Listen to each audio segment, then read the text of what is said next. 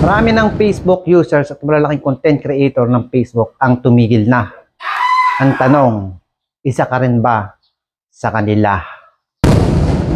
Kung hindi nyo napapansin, marami ng mga big creator, content creator ang nawawalang isa-isa. Kung napapansin nyo, halos madalang na silang mag-post sa social media na Facebook. Bakit? Gusto mong malaman ang dahilan? Tingnan mo, ipapakita ko sa iyo kung anong nangyayari. Unang-una, ang samot-saring tambak na violation na nakukuha nila kahit sarili nilang mga content. Masyado kasi napakahigpit na ni Facebook sa panahon ngayon. Naririyan ng malinis yung dashboard mo. Kung titingnan mo sa dashboard mo, wala kang violation. Pero pagtingin mo sa iyong monetization tools, makikita mo na mayroong issue. Kagaya ng ipapakita ko sa inyo, ayan, bale, wala naman tayong issue noong titingnan ko, ayan, meron. Tapos, pag binuksan natin yung monetization issue, policy, ay wala naman tayong makikita. Malinis naman yan. Di ba? Kahit saan mo puntahan, mapapuntahan mo sa in-stream ads at saka sa iba pang tools. Ganyan din. Meron siyang issue.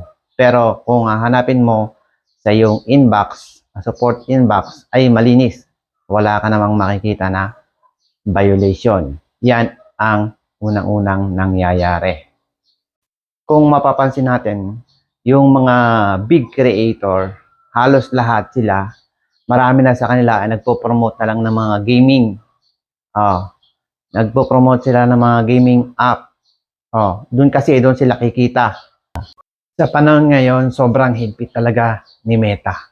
Kahit saan konting mali mo lang, konting sobra lang, konting pakita mo lang, na hindi mo naman alam, ay maaari ka ng magka-violation.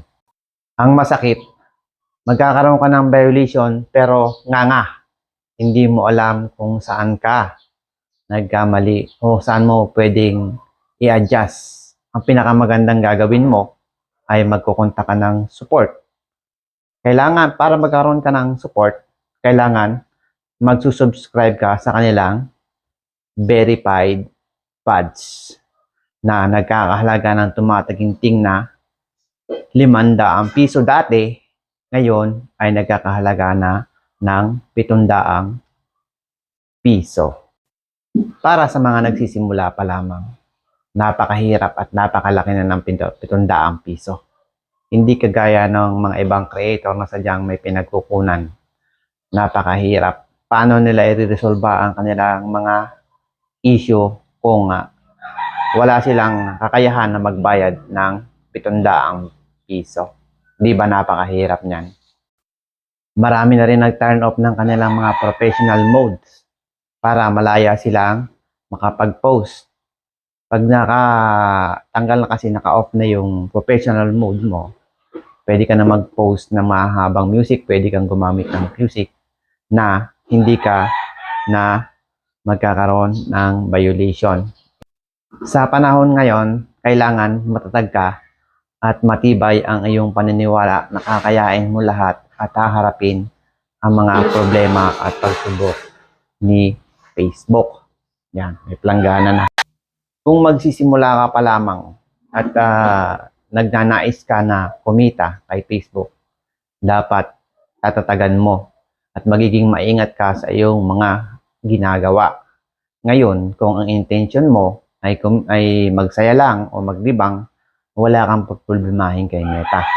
Pero sa ngalan na gusto mong kumita kay Meta, dapat ay mag-iingat ka sa lahat ng iyong ginagawa. Dapat lahat ng guidelines nila ay sinusunod mo.